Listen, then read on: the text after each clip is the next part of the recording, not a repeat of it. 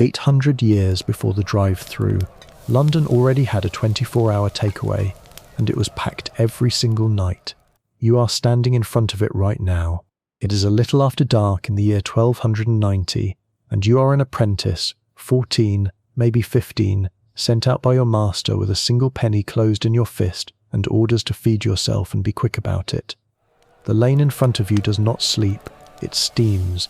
Smoke drifts sideways off a low open counter where meat turns slowly over a fire, and the smell of hot fat and browning crust reaches you before you have taken 3 steps toward it. Somewhere close, a man is shouting the same 2 words over and over into the dark, hot pies, and he is not shouting to nobody. There is a small crowd, there is always a small crowd, and before this night is finished, you are going to watch one of these food sellers dragged out in front of that same crowd and shamed for what he hid inside his pies. Hold on to that image, we will come back for him. But first, look properly at where you are standing, because almost nothing on this street matches the picture in your head of the Middle Ages. When most people imagine a medieval city, they picture everyone huddled at home over a family pot, a wife stirring thick pottage above the hearth while the household waits patiently for supper. Forget that. That is not the London you are standing in. The London you are standing in runs on food bought hot from strangers and eaten on the move, in the street, standing up, with your bare hands. It is a fast food city, and it has been one for far longer than anyone alive can remember. We even have a description of it, written down about 100 years before this night, around the year 1174, by a proud Londoner named William Fitzstephen.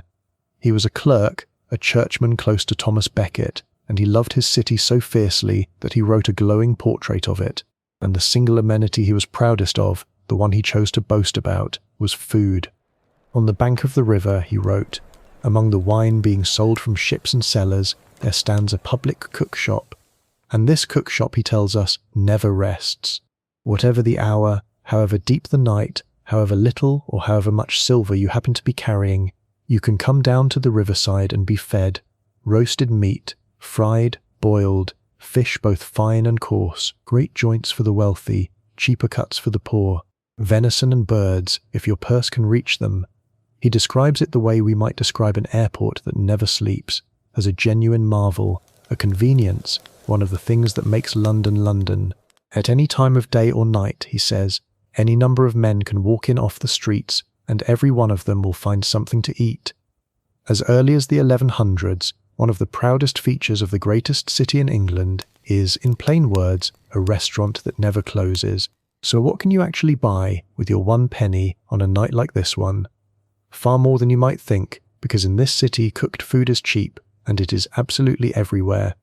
Start with the thing every hungry hand reaches for first, the pie. The pie is the sandwich of the medieval street, a complete portable self-wrapping meal. Very often that thick outer crust, the coffin as they actually call it, is really just a container, a hard-baked case built to hold whatever is sealed inside. And what is sealed inside shifts with the season and with the weight of your purse. Pork, eel, pulled from the river, chopped fine and heavily spiced. Chicken and game for the comfortable, humbler minced scraps and offal for a boy like you. Some pies are savoury, dark with pepper and cloves and dried fruit. Some are sweet, packed with apples and warm spice. You hand over your penny, or perhaps only a halfpenny, and the pie man passes it to you hot, and you walk on eating it. No plate, no table, no fork, because nobody on this street has ever seen a fork. Just you, the lane, and a fistful of hot pastry, and the pie is only the opening note in a whole chorus of street cries. A London poem, written not long after your own time, still remembers the sound of these sellers, all of them bawling their wares at once into the crowd. "Hot sheep's feet," one shouts. "Ribs of beef, and many a pie," cries another. "Hot peascods, ripe strawberries, cherries still on the branch." Walk a few steps further, and there is a man selling wafers, thin crisp cakes pressed hot between 2 iron plates over the fire, sweet and light, the medieval cousin of the waffle. There is fried fish, there is the eel again, this time grilled over glowing coals, smoking and slick. There are hot pig's trotters straight from the pot, and there is, quite literally, a whole street given over to nothing but cooks. In Eastcheap the stalls stand shoulder to shoulder, spits endlessly turning, the roar and hiss of roasting meat going on so loudly and so late that respectable neighbours actually wrote complaints about the racket and the greasy smell drifting up their streets after dark. And to wash all of it down, you do not drink water. Nobody with any sense drinks straight from the river, and you know it as well as anyone. You drink ale, thin, mild, everyday ale, brewed weak enough that a working boy can sip it all day long and still stay on his feet. It is nearly as much food as it is drink, thick with the calories of the grain, and it is far safer than whatever is drifting in the Thames. And selling that ale is an entire second industry running right alongside the food. The ale is very often brewed by women. The alewife is one of the most ordinary tradespeople in the whole city, and her ale is sold from house after house after house, and you can tell exactly which houses. When a household has fresh ale ready, they shove a long pole out above the door, the ale stake, and tie a bush or bundle of green leaves to the far end. That pole is the sign. That is how you read the street. A stake and a bush means come in, the ale is ready and waiting.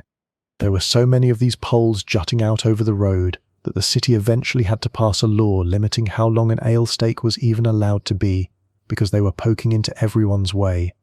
Stop and think about that for a second. There were so many bars in medieval London that the government had to regulate the size of the signs. So here is a street that never stops cooking, with food on every corner and drink on every other one, and a whole population buying its supper hot from strangers instead of ever making it at home, which leads straight to the question this entire city is quietly built around, the one that explains everything else. But why didn't anyone just cook at home? It seems so obvious, doesn't it? Buy your food raw, carry it back, cook it yourself, save the money. Why on earth would a poor apprentice, of all people, hand over a precious penny for a ready-made pie instead? And the answer is not laziness. The answer explains the entire medieval city, and once you see it, you will never look at this street the same way again. It comes down to 3 hard walls, and the first of them is the simplest. You have nowhere to cook. You do not live in a house. You live in a room, perhaps a single rented chamber up a ladder, perhaps a corner of the workshop, perhaps a crowded upper floor shared with a tangle of other apprentices and servants and lodgers. There is no kitchen. There is, very often, no hearth of your own at all, no fireplace, no chimney, nothing. The medieval poor rented in almost exactly the way the modern poor so often do, a place to sleep and keep dry, and not 1 inch more than that. A stove is simply not part of the bargain, and if you cannot cook where you sleep, then somebody else has to cook for you, and that somebody is the pie man, the cook shop, the woman at the fire on the corner. The second wall is fuel, and fuel costs money, sometimes serious money. Firewood and charcoal must be cut, hauled into the city and sold on, and in a town where everyone wants to burn something, the price is not small. To cook one modest meal for one person, starting from cold, you would have to buy a whole fire's worth of fuel just to heat a single pot for a single pie's worth of food. It is wildly wasteful. The cook shop, roasting 40 joints at once over one enormous blaze, can feed you far more cheaply than you could ever hope to feed yourself. Buying your food hot is not the extravagant choice here. It is the thrifty one, and the third wall is the law and raw fear. London is a city built of timber and thatch, packed unbearably tight, and it has burned before, badly, whole districts swept away at a time. The authorities are frightened of fire, and they are right to be. Over the years they pass rule after rule. Cover your hearth at night. The curfew bell literally means cover the fire. Build your walls of stone if you possibly can. Roof with tile, not straw, because a single careless cooking fire in one poor man's crowded wooden room is not just his problem, it is a threat to the entire street. So the whole shape of the city quietly pushes cooking out of the home and into the hands of professionals, out onto that steaming lane where the fires are watched and tended and expected. Put those 3 walls together, no kitchen, dear fuel, and the sheer danger of an open flame, and the medieval fast food street stops looking like a curiosity. It becomes the only thing that makes any sense at all. The city eats out because the city, quite literally, has almost nowhere else to eat, which brings us, at long last, back to the man we left waiting at the very start. The pie man, and what he hid inside his pies. Because when a whole city depends on strangers to cook its food, a very modern anxiety appears, one you will recognize the instant you feel it. How on earth do you know what is really in it? You cannot see inside a pie. That is the entire problem with a pie. The crust hides everything, and a dishonest cook knows that better than anyone. The great temptation of the trade is the pie that did not sell. Last night's pies, still sitting unsold, slowly going stale, the meat inside them just beginning to turn. Do you throw them away and swallow the loss, or do you warm them gently back up, brush the crust to a shine, and sell yesterday's greying meat to a boy who cannot possibly tell the difference until he has already eaten it? And worse than merely stale, what if you slipped in meat that was rotten to begin with, or offal you would never dare sell out in the open, and simply buried it under enough pepper and pastry that nobody would ever look? The city knew all about this, because the city had very clearly been burned by it before. And so, in the year 1379, the cooks and pie bakers of London were bound by a sworn ordinance, a set of formal rules that reads almost like a charge sheet of everything they had been caught doing. They were forbidden to sell reheated, day-old pies as though they were fresh. They were forbidden to bake with meat that was stale, or foul, or unwholesome. They were forbidden to dress bad food up as good. These were not gentle suggestions. To sell rotten food to the public was treated as a genuine crime, a fraud committed against the whole city, and the punishment for it was built, very deliberately, to humiliate. This is where our pie man finally ends his night. A seller caught with putrid meat, or false measures, or corrupt food, did not simply pay a quiet fine and stroll away. He was dragged to the pillory, the wooden frame standing in the public square that clamped a man by the head and the hands, and held him bent and helpless there for the whole city to walk past and see. And there was a special, savage touch reserved for the food fraud. They would take the very thing he had tried to sell you, the rotten fish, the stinking meat, the corrupt pie, and they would set it on fire, right there, directly underneath him, so that he stood locked in the pillory before the jeering crowd, while the reek of his own spoiled goods rose steadily into his face, hour after hour, so everyone passing could smell exactly what he had done. That is the man we left at the very beginning. That is what happened to the pie man who tried to sell yesterday's pies twice. The medieval city could not send an inspector into every kitchen, so instead it made one example so foul, so public, and so utterly unforgettable that every other cook on that street got the message at once. And you, standing in the crowd chewing your honest penny pie, watching him squirm above his burning wares, are looking at the birth of something you know intimately. Because step back from this street for just a moment, and really look at what it is.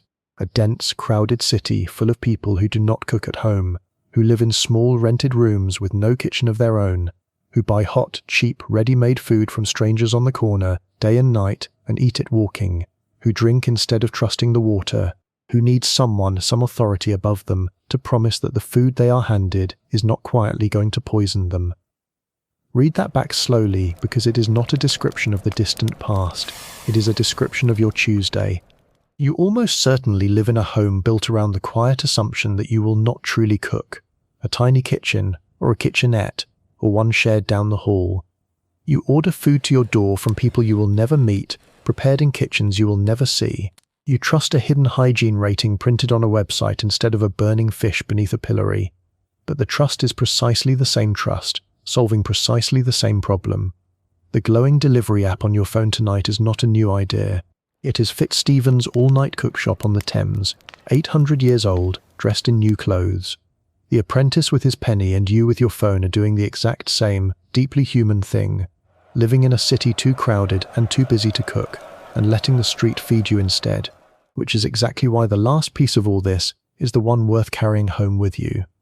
We tell ourselves a comforting little story that fast food is a modern disease, that there was once some wholesome golden age when everyone made everything from scratch at a scrubbed family table, and that somewhere in the last 100 years or so, we fell from grace into a greasy world of convenience and eating in the street.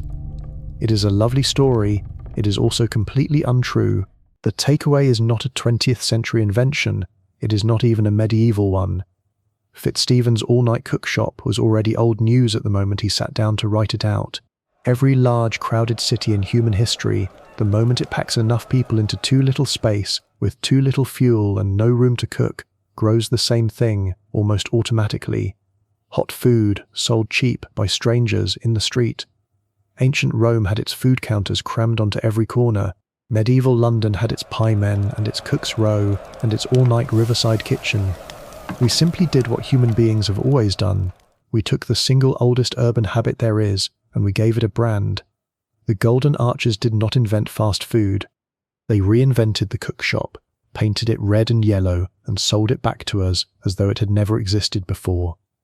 The pie man got there first, 8 full centuries ahead, shouting the very same promise out into the dark. Hot food, cheap, right now, no cooking required. So the next time the smell of somebody else's dinner reaches out and pulls you in off the pavement, and you pay your money and eat it walking, hands full and warm, understand that you are not doing anything modern at all. You are doing the most ordinary city thing there has ever been. You are the apprentice with the penny. You are standing on the bank of the Thames in the year 1290, in the smoke and the shouting and the steam, buying your supper hot from a stranger, exactly as hungry people have always done, for as long as there have been cities crowded enough to be hungry.